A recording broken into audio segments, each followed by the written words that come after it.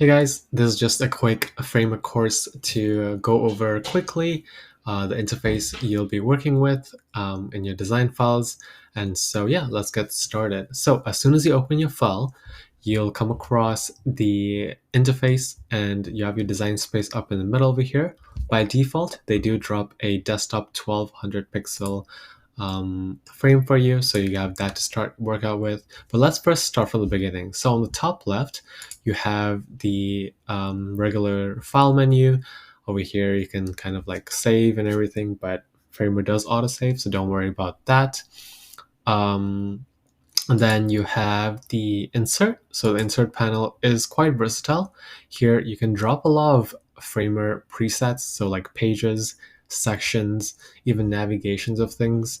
So I do encourage you guys to go and explore the little things they are giving you, just so that you have more at your disposal when you're working through your files.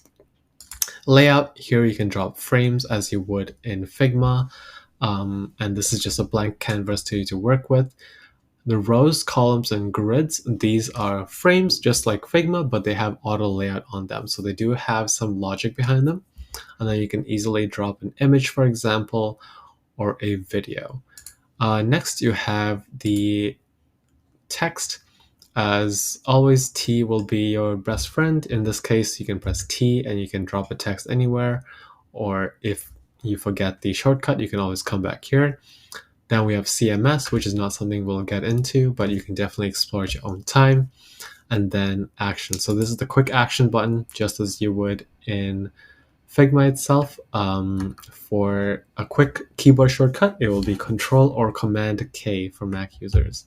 And so that pulls that up as well.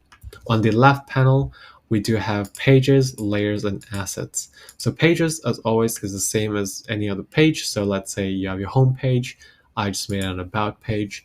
Let's say you want to make a page for projects. You'll just click the plus, new page, and then call it project. You have layers over here. So let's say we go back to home. Anything within this layer of desktop will show underneath here. So let's say, for example, I press T on my keyboard, go in and just type hello.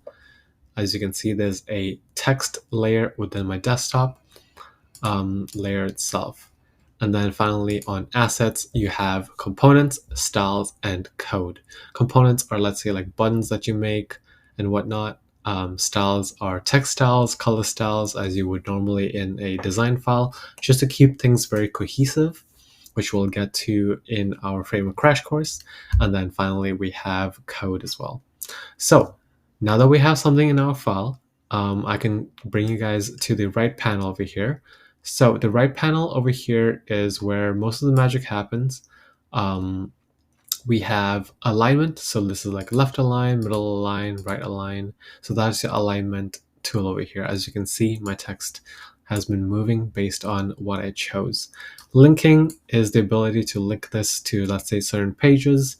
So I can always click on this and then click on link and it'll take me to a certain page. So this is great for like navigation, for example, or let's say opening up a new page in the future.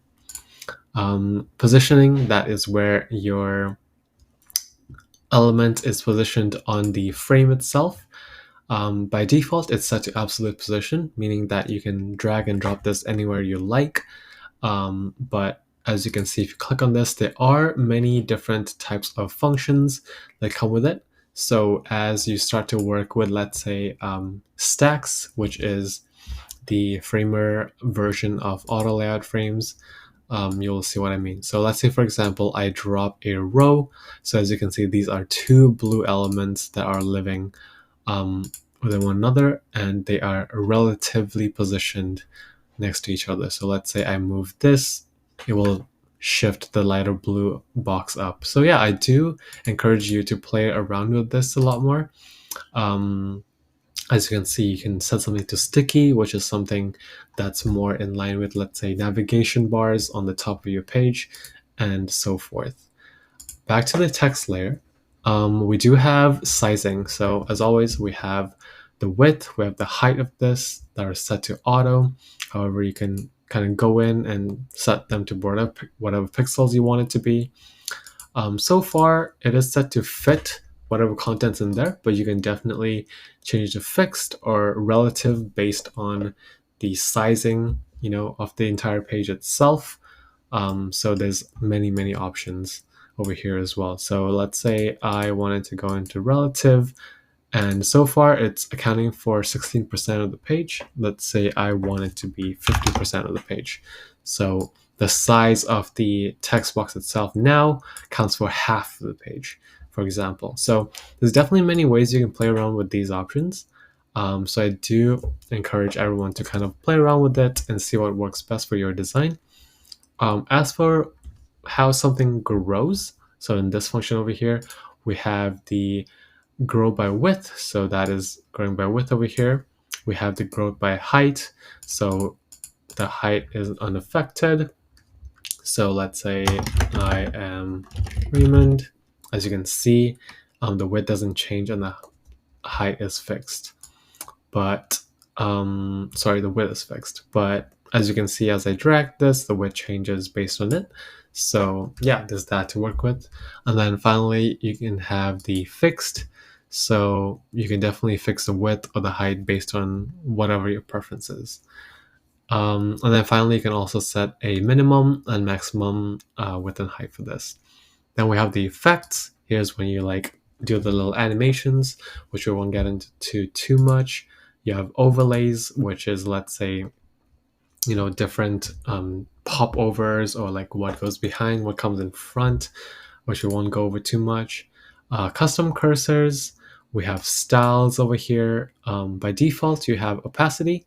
So let's say you want to turn this up or down, or visibility. Right now it's on because you can see, but you can also turn it off. But you can always click on the plus, as you can with many of the panels, just so that you have more to explore. And then we have transform. So as you would, let's say in Photoshop, you can skew something or scale something or set something to perspective. Let's say we want to skew this and we do 45 degrees, then the text becomes 45 degrees over here. And then finally, the all-important text panel. As I said, you can kind of put a style onto it, or you can set it to what it is. You have what the content is, what font it follows, what weight it is, what color it is, as well as any sizing in terms of pixels, or any lettering. So for example, if I take away the skew and bring it back to 0 so I see it properly, the lettering is the kerning, so you can turn this down to make it closer or bring it wider. And then that's the line height. And finally, you have the alignment if you want the left, middle, or right aligned. And yeah, scroll sections are just sections that you kind of scroll through within the page itself, which we won't touch on too much. And then finally, you have options for accessibility or any potential code overrides. But yeah, that is essentially a quick overview of the Framer interface.